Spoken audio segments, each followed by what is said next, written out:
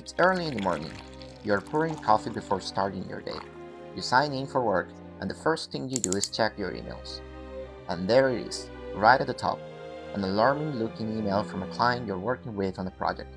It's flagged as urgent, and you feel the anxiety start to build. You skim through the content. Every line is more concerning than the last. You start calculating in your head what could have happened. What did we do yesterday? Did I miss something? And three words stick with you: disappointing, unacceptable, ASAP.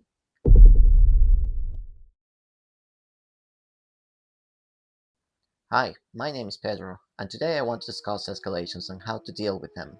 I have been leading and working on projects for over 10 years. Over that time, I have had my fair share of chaotic days and late nights working to get things done before the next business day. If you have a job, especially in corporate, you have either already lived through these situations or you will at some point, so it's smart to prepare for them. I like to think that most people, at least on a subconscious level, try to do a good enough job to attach their names to, and that connects what they do to their reputation very quickly. They will avoid, if possible, to be associated with anything that's broken or performing below expectations. And you yourself may be part of that group, so this is not about judgment. There is also the other perspective. Escalations are just one more tool in our toolkit to get things done. They can be very helpful when management has positioned itself strongly and they are suited to provide the much needed help through challenging times. They can be the difference between stagnation and staying on plan. So, whether it's because of self-perception reasons or cold strategic thinking, it's hardly ever about you. So leave emotions behind. This is the first step of the framework that I want to share with you today. Get back to that one email. Read it again.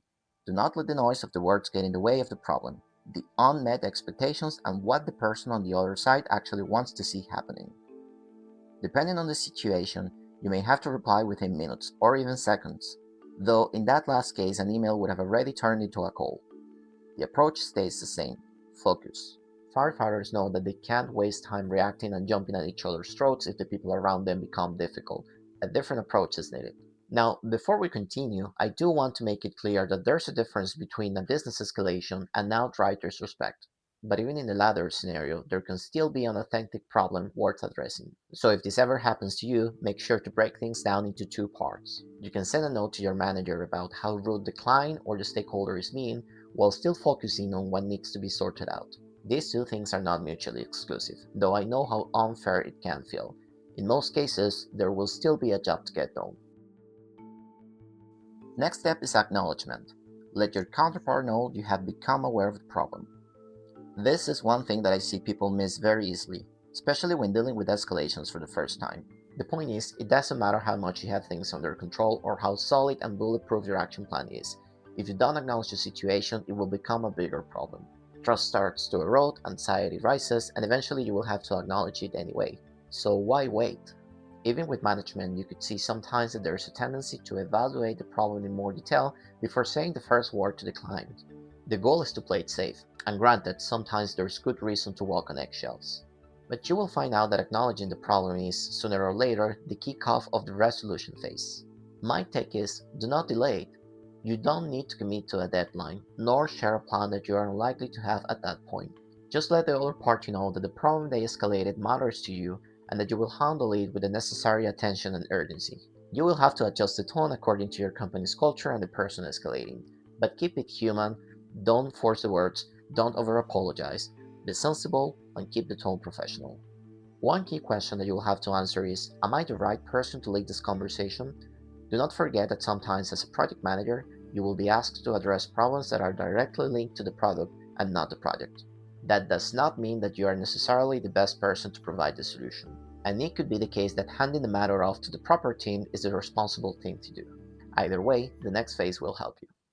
We are now entering a loop that consists of three steps, which could repeat for as long as the situation demands. Following it will help you keep expectations grounded, work in progress, and a clear mind to decide how to move forward. It's the ECA cycle: evaluate, communicate, act. Keep in mind that these steps should be led by the person responsible for addressing the escalation, and for now, that is you. So you will go through this loop at least once. After acknowledging the situation, you need to understand and gather as much information as possible about it. Go one more time to that ugly email and try to build a clear list of what would need to happen for things to clear up. What took place that did not meet the expectations? Is there an underlying problem that we should consider? Do you have the tools and knowledge to deal with this type of problem? Check the context, talk to the people involved. If you have any indicators, this is the right time to rely on them. If a customer has just complained about long development times, do you have a report to confirm or deny the claim?